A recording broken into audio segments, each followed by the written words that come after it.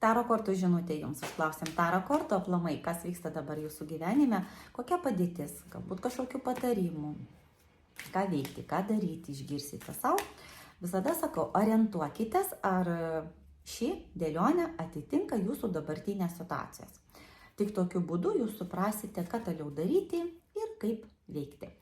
Taip, dabar žiūrėkit, tokia korta krenta ir kalba apie tai, kad kažkur jūs giliai dabar, kaip sakant, bedugniai, ant dugno esate. Atrodytų, kad tokiame dugne kažkur pasinėrėte tą dugną, į save galbūt, kai kuriems gali prasižaisti taip, kad pasinėrėt per daug į save, galbūt pasinėrėt per daug į santykius, galbūt pamiršote save, palikote save, pamiršote savo svajonės, pamiršote apie savo norus, apie savo tikėjimą, ko jūs norėjote, ko tikėjotės šituose santykiuose. Ir dabar esate kažkur toli, visiškai toli nuo savęs.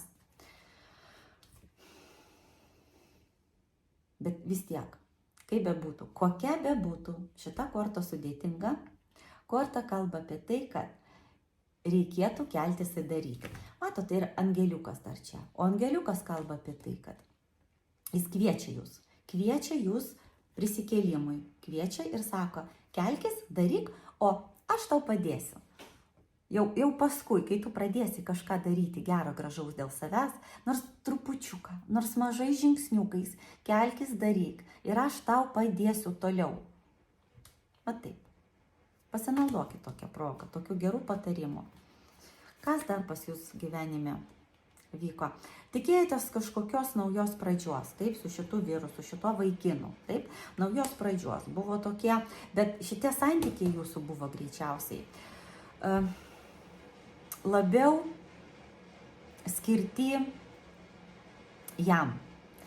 Šitais santykiais labiau jis pasidžiaugia negu jūs. Jūs tikėjotės per daug iš jo, o gavote tą, ką gavote dabar ir kur esate dabar, taip? Bet šitie santykiai buvo skirti labiau jam ir jis daugiau džiaugiasi šitais santykiais.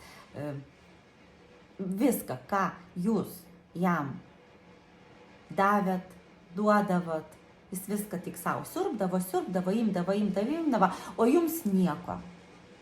O jūs tikėjotės, kad kažkoks bus abipusis, taip, supratimas, abipusis pasidalinimas, o to nesigavo. Dabar sėdit kažkur ir liūdit. Nes tai buvo užsimezgė nauja, aistringa tokia pradžia šitų santykių. Ir vyras čia, kaip čia, žiūrėkit, išėjo. Taip, tai parodysiu. Čia buvo tas vyras. Su meilė savo. Negaliu pasakyti, kad jis jūsų nemylėjo, bet jis ir buvo mylimas. Bet suprantat, kame esmė? Esmė šito vyro tame, kad jis vidumi per silpnas. Jis nesuprato jūsų jausmų, jis nesuprato jūsų meilės, jis nesuprato, jis tik savanaudiškai ėmė, ką jūs jam duodat ir viskas. Čia gali būti ir priklausomybė turintis vyras. Galbūt tai jam sutrukdė kažkaip adekvačiai suvokti, ką jis turi dabar šiai dienai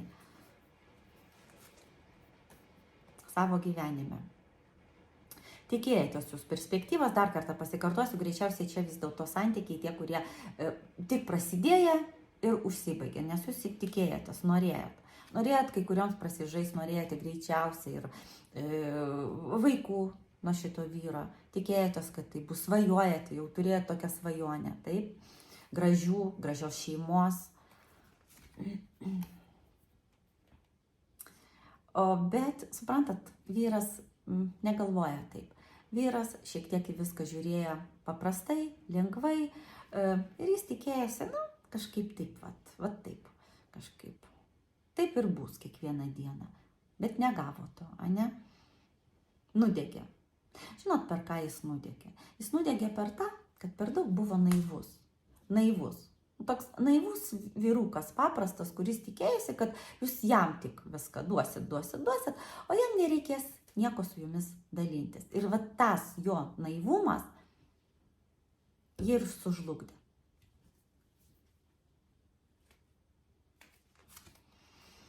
Ir išėjo. Išėjo, nusivylė, jūs nusivylėt, taip, ir jis nusivylė, ir jūs nusivylėt. Abudu jaučiat nusivylimą stiprų labai. Ir jis jaučia tą nusivylimą. Pagalvoja jis apie jūs, jaučia tą nusivylimą. Greičiausiai meilė buvo ir iš jo pusės, ir iš jūsų pusės. Buvo ir meilė, ir buvo jausmai. Buvo jausmai, bet kažkurioje vietoje įvyko tarp jūsų konfliktas. Vis dėlto konflikto vietos buvo. Tai yra konflikto korta. Vis dėlto jūs kažką nepasidalinot. Greičiausiai įvyko, greičiausiai aš kaip suprantu pagal kortas, kad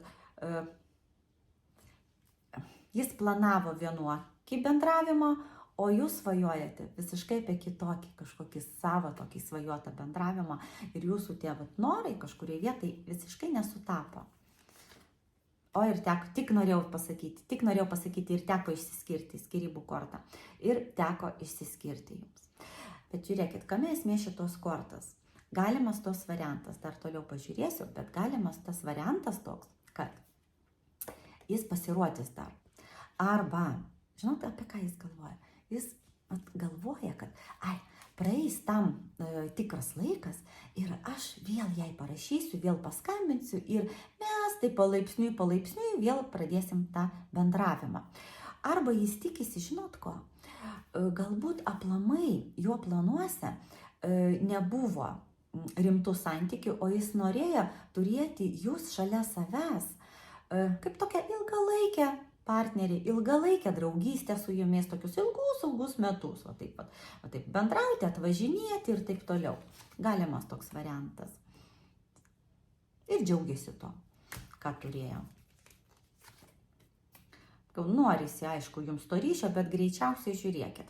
Greičiausiai jis ieškos vėl ryšio su jumis. Galimas toks variantas, kad bandys ieškoti, neaišku tik kaip jis bandys tą ieškoti, galbūt čia yra tik noras jo tą padaryti, ne? Nes jis dabar kaip ir giliuoja tokioj depresijai. Yra tokios nuotaikos liūdnos labai, eina vienas vienišas, tikrai vienišas žmogutis, eina vienišas ir ieško kažkokių savo atsakymų.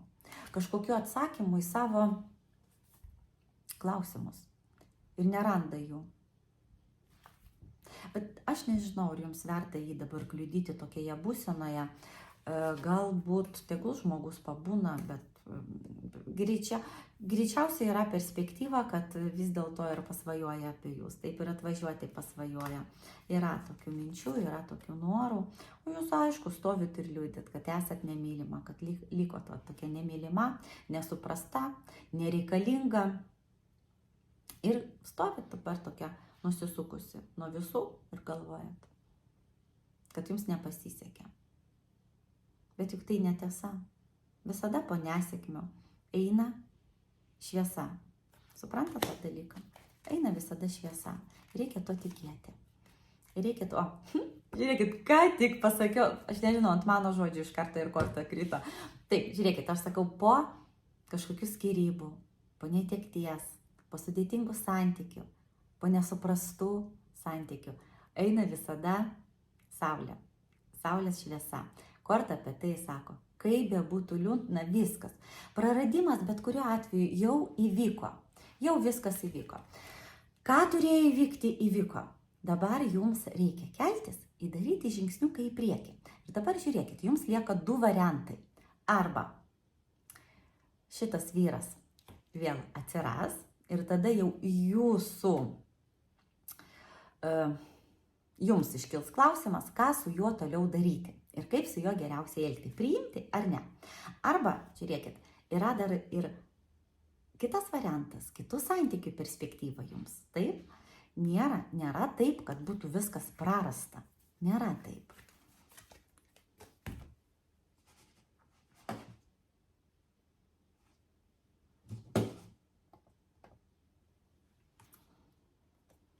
Norisi jums, aišku, norisi jums būti žmona, norisi turėti šeimą, tokia jūs moteris.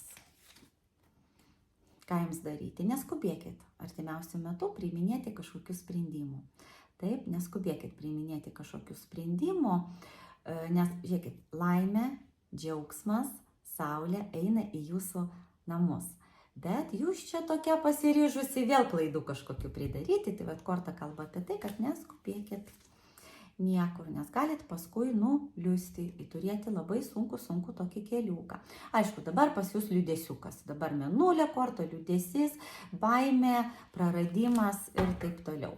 Kaip tą viską pagerinti ir ką jums geriausia daryti šioje situacijoje, kas norite šio būrimo pratęsimo, palieku jums apačioje nuorodą, visada galite ją paspausti, užsisakyti asmeninį būrimą, pratęsimą šito būrimą, ateiti ir mes kartu pažiūrėtumėm, kaip jums geriausiai elgti šioje situacijoje ir aplamai jūsų gyvenimo perspektyvas.